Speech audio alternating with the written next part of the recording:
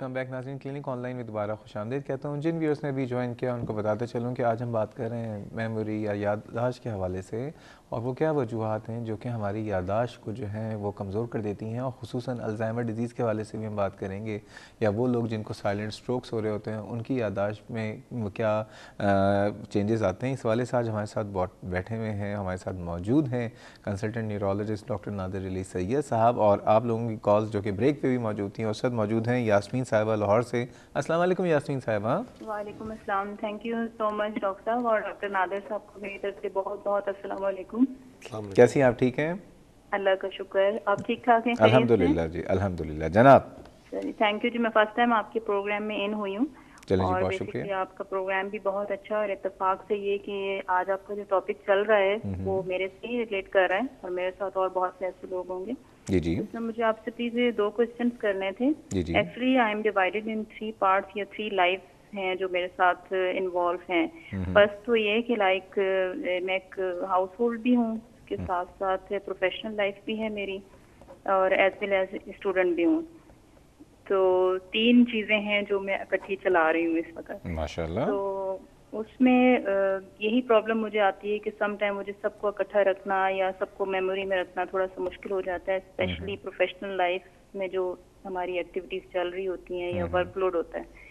और उसके साथ जो मैं I am doing actually my MBA, okay so study में मुझे थोड़ा सा इशू आ जाता है कि मैं रेगुलर स्टडी नहीं कर पाती, कभी कभी ठीक है। करना होता है।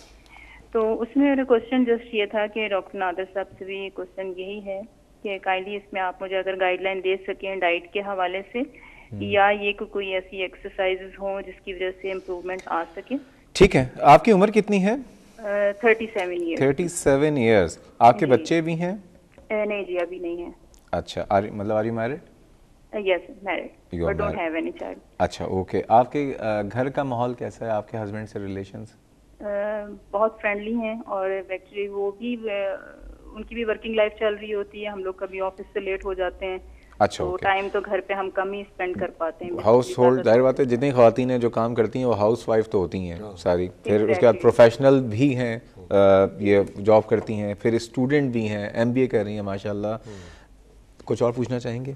ठीक है जी यास्मीन साहिबा, प्रोग्राम और एक देखते रहिए। क्वेश्चन इसके साथ प्लीज मुझे थोड़ा सा इसमें भी क्लियर कर देंगे कि समटाइम ये होता है, जिस तरह मेरी लाइक अब मेमोरी थोड़ी सी कम हो रही है कि मुझे याद नहीं रहती क्या स्टडी याद नहीं के रहता? हवाले चलें ये से। तो बताएं, आपको प्रॉब्लम क्या है? मुझे स्टडी जो मैं कर रही होती हूँ मुझे फौरन भूल जाते हैं, जैसे मैं ये चैप्टर क्लोज करती हूँ उसके बाद आधे घंटे या 15 मिनट्स के बाद देखती हूँ तो मुझे वो पॉइंट्स याद नहीं रहते। पहले ऐसा नहीं होता था। और मुझे ये क्वेश्चन करना था कि जिस तरह अगर ये मेरी इसमें कमी आ रही है, तो कुछ लोग हमारे ऑफिस में भी ऐसे हैं जिनकी मेमोरी अभी तक बड़ी शार्प है, 40-50 ईयर्स के भी हैं, और लेडीज भी हैं। तो क्या ये डिफरेंस कहीं लाइक गॉड गिफ्टेड चीज है, या कुछ और इसमें कोई डाइट का होता है, या कोई और ठीक है। इम्पैक्ट होता है? एक्सरसाइज वगैरह करती हैं आप कभी? हाँ जी, मैं वॉक करती हूँ। वॉक करती हैं, चलें 30 मिनट्स और 40 मिनट्स का। ठीक है। यास्मीन साहिबा अभी डॉक्टर साहब से डिस्कस कर लेते हैं। बहुत शुक्रिया। मेमोरी को आई एम कैसे वेरी शार्प थैंकफुल। बनाएं, ठीक है ना, हम सबको ज़रूरत है। डॉक्टर साहब पहले, अच्छा वो मुझसे कहा जा रहा है, मैं कुछ सवाल पे आता हूँ कि कॉलर्स हैं बहुत ज़्यादा। ईमान है गुजरांवाला से। अस्सलाम वालेकुम। वालेकुम सलाम। कैसी हैं आप? ठीक है अल्हम्दुलिल्लाह, मैं ठीक हूँ। आप खैरियत से हैं? हाँ जी, आपका प्रोग्राम बहुत ही अच्छा है। इसके बारे में जितनी भी तारीफ की जाए उतनी कम है। भुला देंगे आप तो लोग, बता रहा हूँ, एक फट जाऊँगा मैं, इस तरह ना कहा करें। बहुत शुक्रिया नहीं नहीं, आप जनाब। तारीफ के काबिल हैं। चलें जी, आपका सवाल क्या है? अच्छा, मैंने पूछना था कि मुझे ना तकरीबन मेरी 23 साल उम्र है, और माशाल्लाह। मेरा ना 12 साल हो गए, 10-11 साल हो गए तकरीबन। मुझे ना मिग्रेन के अटैक होते हैं, तो माइग्रेन। वो दरमियान, हाँ जी, वो दरमियान में आके तो वो ठीक, तो लेकिन फिर भी ना जी जी। वो मेमोरी का जो प्रॉब्लम है, मुझे तकरीबन 2 साल हो गए हैं। तो नहीं, मेमोरी का ये जो प्रॉब्लम आपको हर वक्त रहता है, या जिस वक्त माइग्रेन होता है उस वक्त होता है आपको? नहीं, तकरीबन ऐसा हुआ है कि अब यानी कि रेगुलर होना शुरू हो गया रेगुलर कि होना शुरू मुझे हो ना, गया। हाँ जी, मुझे चीजें रखी हुई भूल जाती हैं, कुछ लेसन वगैरह याद करूँ तो वो भूल जाता है। तो डॉक्टर साहब कुछ काफी पूछना ज्यादा चाहेंगे? 23 साल उम्र है, मुझे, माइग्रेन भी है इनको, चीज़ें भूलना शुरू हो गई हैं। अच्छा, तो आपसे पूछना था इसके बारे में। एक प्रोग्राम जी जी, आप फरमाइए ईमान। एक एलर्जी के बारे में, फूड एलर्जी और मिग्रेन के बारे में। ठीक है, मिग्रेन पे तो इंशाल्लाह कोशिश करूंगा अगले हफ्ते तो नहीं, उससे अगले हफ्ते लाइन पे, और एलर्जी, ठीक है, दोनों प्रोग्राम करेंगे। अभी आपके सवाल को भी एड्रेस करते हैं। बहुत शुक्रिया डॉक्टर साहब। बच्चों पे मैं दोबारा आ जाऊंगा। वो जो सवाल रह गया था कि घरों में जो तनाव, माँ बाप के दरमियान कोई तलखी या इख्तलाफात, घरों में कोई स्ट्रेसेस, उससे बच्चों में यादाश्त में कोई मसाइल आ जाते हैं? हाँ, ये बच्चों की यादाश्त के मसाइल की जो आम वजूहात है, एक तो न्यूट्रिशन है, ग़िज़ाइयत। बच्चों को सुबह सुबह जल्दी उठा के बग़ैर सही नाश्ता कराए स्कूल भेज दिया जाता है, और जब तक गाड़ी में पेट्रोल ना हो तो गाड़ी नहीं चलती। बच्चे खाते नहीं सुबह, वो तो उल्टियाँ कर रहे होते हैं। हाँ, क्योंकि सारी रात वो देर तक वो टीवी शादियों पे दावतों पे होते हैं, 6 घंटे बाद 7 घंटे बाद उठा दिया जाता है, तो वो कैसे खाएंगे? कितना सुलाएं बच्चों का अंदाज़? बच्चों को एज के हिसाब से 8-9 घंटे सुलाना चाहिए। बच्चों को 8:30-9 बजे सुला देना चाहिए, ताकि वो उठें सुबह को, अच्छी ग़िज़ा लें, ताकि उनके दिमाग के लिए फ्यूल हो। जो खाना हम खाते हैं वो दिमाग के लिए फ्यूल होता है। ठीक है, ग़िज़ाइयत एक बहुत ज़रूरी चीज़ है। नींद पूरी होना बहुत ज़रूरी चीज़ है, और बहुत ज़्यादा टीवी या वीडियो गेम से परहेज़। दूसरा, जिन घरों के अंदर थोड़ी इमोशनल डिस्टर्बेंस होती है, माँ बाप की आपस में लड़ाइयाँ बच्चों के सामने, वो बहुत बच्चों को इनसिक्योर और ट्रॉमेटाइज़ करती हैं, और वो बच्चे गुमसुम रहते हैं अक्सर स्कूल के अंदर। तो अगर अनफॉर्चुनेटली कुछ घरों में हस्बैंड वाइफ की नहीं बनती, उनको कोशिश करना चाहिए कि अपने बच्चों को अपनी प्रॉब्लम से प्रोटेक्ट करें। यानी अगर बच्चे को स्कूल भेज दें फिर लड़ें। अगर लड़ना ही है तो बच्चे के सामने प्यार मोहब्बत, बच्चा जैसे ही हो तो हाथ सीने चढ़ा लें। वाकई ठीक है ना, अगर बहुत ही शौक है लड़ने का, वैसे तो ना लड़ें तो अच्छा है। दूसरी बात, ये जो बच्चे हैं आगे बड़े होके, क्या ये प्रॉब्लम्स इनकी ये लाइफ लॉन्ग हो जाती हैं मेमोरी की? आई थिंक ये चाइल्डहुड ट्रॉमा जो होता है, जो इमोशनल धचके लगते हैं, उससे लॉन्ग टर्म इफ़ेक्ट्स भी होते हैं। और इनफैक्ट ये एक नया कॉन्सेप्ट है, early childhood care and development.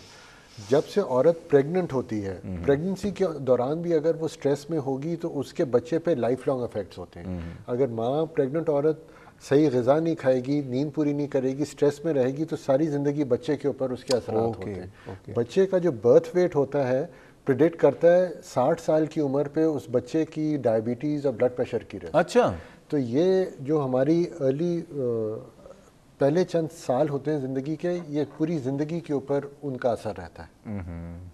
Okay doctor साहब, ये बताइए, ये तो वो बच्चे हैं जिनके चलें पेरेंट्स मौजूद हैं, बहुत से ऐसे बच्चे हैं जिनके सिंगल पेरेंट्स हैं, चाहे वॉट एवर कि उनके कोई भी रीज़न हो जिसमें आप सिंगल पेरेंट हैं। ऐसे बच्चों को एक तो कमी हमेशा फील होती है, ठीक है, ज़रूरी नहीं है सिंगल पेरेंट होना गलत चीज़ नहीं है। और कभी कभी मैं तो कहता हूँ कि अगर जो माँ बाप में बहुत ज़्यादा लड़ाई झगड़े हैं, उससे बेहतर ये है कि सिंगल पेरेंट जो है बच्चों की नशो नुमा बेहतर कर सकेंगे। है? जी बिल्कुल, क्योंकि ये जो रोज़ रोज़ का ये लड़ाइयाँ झगड़े ये बच्चों के लिए बहुत नुकसानदेह होते हैं। उससे तो बेहतर है कि जब मुझे कुछ सुनने को मिलता है बहुत ज़्यादा अनबन है मियाँ बीवी में, अच्छा है छोड़ दें एक दूसरे को, उनकी भी ज़िंदगी अच्छी गुजर जाएगी, बच्चों को भी कुछ सुकून ना करें। ऐसे ही सुन के आज ही वो बहुत सारे लोग हैं, ठीक है भाई ये ज़्यादा बेहतर होता है डॉक्टर ना देने। हाँ, बट आई थिंक क्योंकि वो फिर, लेकिन एक मशवरा दूं मैं, अगर जी मैं एक मशवरा से भी देना चाहूँगा कि जितने पेरेंट्स देख रहे हैं, अगर आपको अपने बच्चों से मोहब्बत है ना, अगर आपको अपना मियाँ नहीं अच्छा लगता, ठीक है, या आपको अपनी बीवी से कोई इख्तलाफ है, तो अपने बच्चों की खातिर एक दूसरे को बर्दाश्त करके मोहब्बत करना शुरू कर दें। ठीक है, ज़िंदगी बहुत छोटी सी है। फिर भी डॉक्टर साहब मैं एक बात कहूँगा, आप सही कह रहे हैं, मैं आपसे इख्तलाफ नहीं कर रहा, लेकिन बच्चे के लिए जो असली माँ होती है ना, वो असली माँ है, और बच्चे के लिए असली बाप वो असली बाप है। कमी बहुत सी, मैं ऐसे बहुत से बच्चों को जानता हूँ जो सिंगल पेरेंट्स में हैं, और वो सारी ज़िंदगी दूसरे के बाप को या दूसरे की माँ को देख के जो है ना उनको फील होता रहता है। पहली बात तो ये कि आपस में बच्चे से अगर मोहब्बत करते हैं ना, तो बच्चे से मोहब्बत का मतलब ये नहीं कि उसको बहुत अच्छे कपड़े दिला दिए या बहुत सारी टॉफ़ियाँ दिला दी हैं या बहुत अच्छी आइसक्रीम खिला दी है। उसको बेहतर ये कि उसके घर में एक अच्छा माहौल दें। क्यों डॉक्टर साहब? उसके अंदर ज़रूरियात पूरी करना ज़रूरी है। जिस आदमी का कोई भाई ना हो और दूसरे लोगों को देखता है उनके भाई हैं आपस में, मेरा नहीं ख्याल अगर उसको प्यार और कॉन्फिडेंस और अच्छे दोस्त मिलें तो उसको कोई महरूमियत की फीलिंग रहती है। सिमिलरली अगर सिंगल पेरेंट है, वो बच्चों की नीड्स मीट कर रहा है, इमोशन, टाइम वगैरह, तो ज़रूरी नहीं है। तो मेरा मैसेज ये होगा कि अगर कोई सिंगल पेरेंट है जो देख रहा है, वो ये ना समझे कि कोई किसी तरह उसके बच्चे हैंडीकैप्ड होंगे, ऐसी कोई बात और अगर जिनके अभी पेरेंट्स में इख्तलाफ है वो लोग क्या कर लें? वो या इख्तलाफ साफ करें या फिर अपने अपने रास्ते नापें। अच्छा चलें, मैं फिर भी ये कहूँगा कि अपने इख्तलाफात एटलीस्ट बच्चों के आगे ना मतलब आपस में ना लड़ें झगड़ें। अमजद साहब हैं, अस्सलाम वालेकुम अमजद साहब। अस्सलाम वालेकुम सर। वालेकुम सलाम, खैरियत से हैं आप? अल्हम्दुलिल्लाह। अच्छा सर, मैं डॉक्टर साहब से एक जानकारी मालूम करना था कि मैं थोड़ा 3-4 महीने से जेनेक्स टेबलेट खा रहा हूँ। जब मैं टेबलेट नहीं खाऊं तो फिर भी 12 बजे नींद आते, अगर टेबलेट खाऊं फिर भी 12 बजे नींद आते। कौन सी टेबलेट खा रहे हैं आप? जेनेक्स। जी सर, जेनेक्स। तो क्यों खा रहे हैं?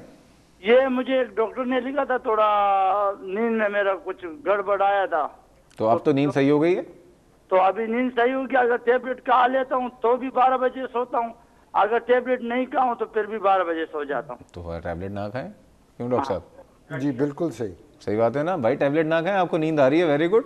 हाँ, तो अगर नहीं खा लेता हूँ तो भी आते। अरे तो फिर देखें, दवाइयाँ तो मजबूरी में डॉक्टर देते हैं। नहीं सर, वो बात तो सही है ना, मगर इसका मैं एक मालूमात ये करना चाहता हूँ कि बीच में फिर कभी कभी 4 बजे सो जाता हूँ जब दवाई नहीं खाऊं, तो अगर जब काम कर लेता हूँ। देखें, मैं आपको मशवरा देता हूँ, आप सिर्फ ये कीजिए, टैबलेट अगर आपके बगैर नींद आ रही है, सोना कोशिश शुरू करें, और फिर दिन में दोबारा बीच में कोई छोटे मोटे जो हम लोग लेते हैं ना, दोपहर को ज़रा सा सो गए, आँख लगा ली, मत कीजिए। दिन भर अच्छी तरह काम करें और रात में दोबारा आपको नींद आ जाएगी। दवाओं से बच सकते हैं तो बचें, लेकिन हाँ मजबूरी अगर हो तो अपने डॉक्टर से मशवरा करें। क्यों डॉक्टर? बिल्कुल सही कहा। एनीवेज नाज़रीन, मज़ीद बातें करेंगे याददाश्त के हवाले से, और अगले हिस्से में इंशाअल्लाह हम अल्ज़ाइमर के हवाले से और जो आपके सवालात हैं उनके हवाले से बात करेंगे। जा रहे हैं छोटे से ब्रेक में, हमारे साथ रहिएगा।